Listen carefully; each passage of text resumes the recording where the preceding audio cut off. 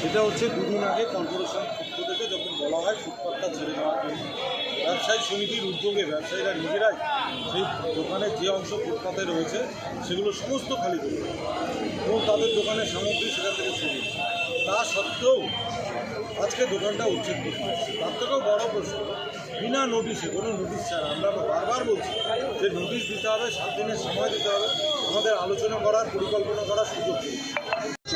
না ভাঙলেই ভালো, আমরা গরিব যাবো কোথায়?